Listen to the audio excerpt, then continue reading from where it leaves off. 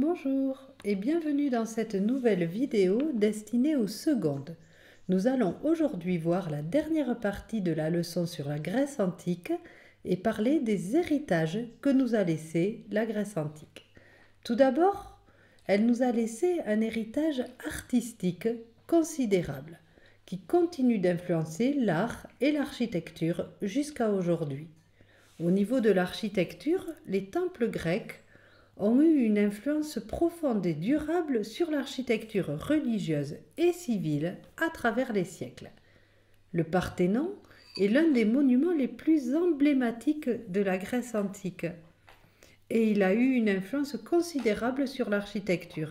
On l'a vu dans une précédente leçon, il a été construit au 5e siècle avant Jésus-Christ sur l'acropole d'Athènes et il était dédié à la déesse Athéna. Il est un exemple parfait de l'architecture dorique avec ses colonnes massives sur la façade, mais il comprend aussi des éléments ioniques comme les colonnes de la galerie intérieure. Il faut savoir que les Grecs ont développé 3 styles architecturaux, le dorique, le ionique et le corinthien, tous avec des colonnes plus ou moins massives, plus ou moins élancées. Le Parthénon a inspiré de nombreux architectes au cours des siècles, et particulièrement pendant la Renaissance. C'est une période qui a vu un regain d'intérêt pour l'art antique. Des bâtiments tels que la basilique Saint-Pierre à Rome ou le Panthéon à Paris intègrent des éléments inspirés du Parthénon. Le mouvement néoclassique des XVIIIe et XIXe siècles s'est également inspiré des temples grecs, ce qui se manifeste dans des constructions comme par exemple le Capitole des États-Unis. Aujourd'hui, le Parthénon reste un sujet d'étude pour les architectes, les historiens de l'art et les archéologues. Au niveau de la sculpture aussi, les Grecs ont eu une influence considérable, non seulement dans l'Antiquité, mais aussi à travers les périodes ultérieures et dans de nombreuses civilisations. Les sculpteurs grecs comme Phidias ont établi des standards de beauté et d'harmonie dans la représentation du corps humain. La sculpture grecque a souvent tiré ses sujets de la mythologie. Les dieux et les héros comme Hercule ont été des sources d'inspiration pour les sculpteurs. Les techniques des sculpteurs grecs ont été reprises et adaptées par les civilisations romaines et byzantines. Les artistes de la Renaissance eux aussi, tels que Michel-Ange ou Donatello, se sont inspirés des sculptures grecques.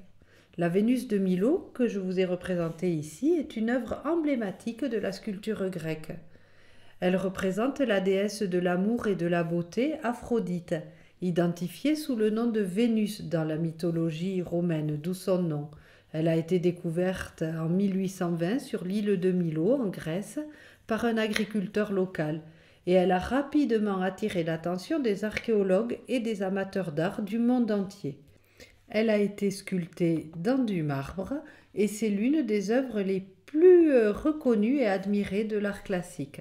Les bras manquants ont suscité de nombreuses spéculations concernant la pose originale de la statue. On ne sait pas exactement comment elle avait ses bras positionnés. La Vénus de Milo est actuellement exposée au musée du Louvre à Paris et elle continue d'inspirer des artistes. Les vases peints représentent un autre héritage artistique majeur de la Grèce antique. Ils étaient principalement utilisés pour des fonctions domestiques, mais aussi pour des fonctions rituelles. Ils sont également retrouvés dans les contextes funéraires, même si leur utilisation première, c'est le stockage de marchandises, le transport de liquides comme l'huile ou le vin. Ils sont souvent ornés de scènes mythologiques, de batailles, de compétitions sportives et de la vie quotidienne. Ces représentations nous permettent d'apercevoir la culture, les croyances et les pratiques sociales de l'époque. De nombreux vases grecs ont été découverts lors de fouilles archéologiques et sont maintenant exposés dans des musées à travers le monde entier. Ils sont étudiés par des archéologues et des historiens de l'art pour mieux comprendre la vie et la société grecque.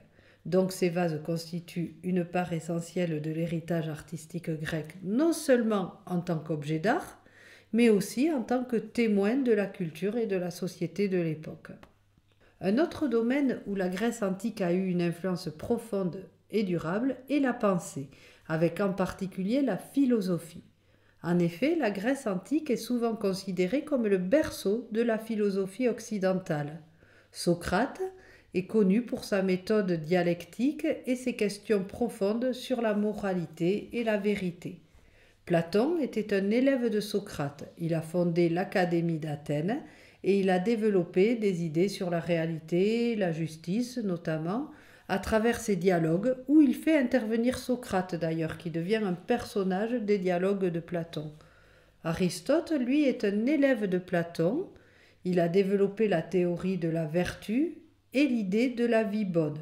Les idées philosophiques grecques ont été largement diffusées à travers l'Empire romain et ont été redécouvertes pendant la Renaissance. Elles ont influencé des penseurs tels que Descartes, puis Kant et Hegel.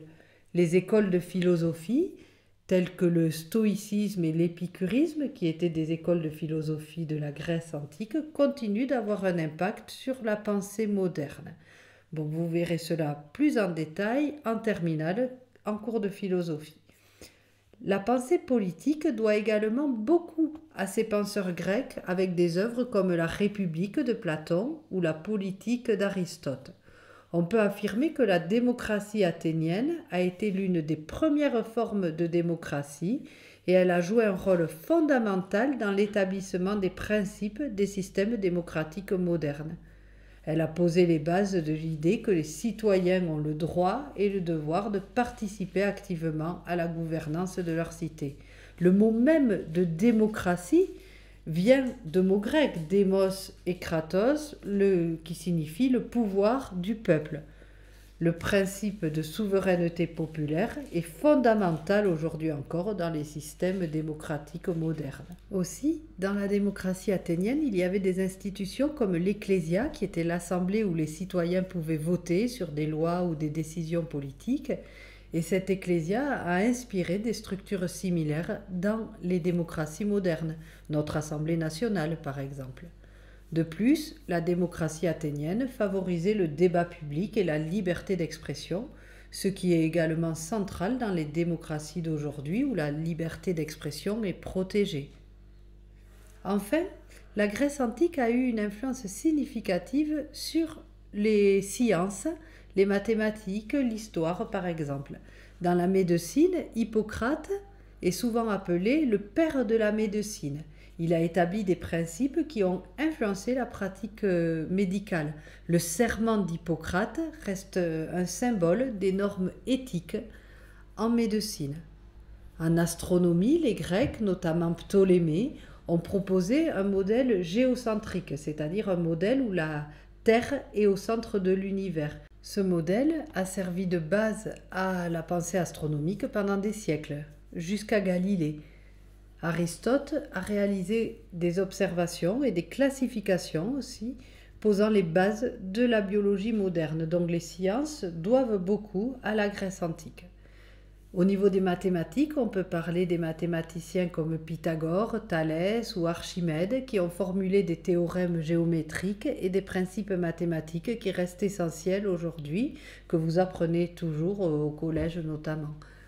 En histoire, Hérodote est souvent considéré comme le père de l'histoire. Il a introduit l'idée de l'enquête critique et de l'analyse des sources historiques. Son approche a inspiré la manière dont l'histoire est écrite et étudiée aujourd'hui encore. Donc il faut retenir qu'on doit beaucoup à la Grèce antique. Bon, j'espère que cette vidéo aura été claire. Je vous souhaite de bonnes révisions et je vous dis à bientôt.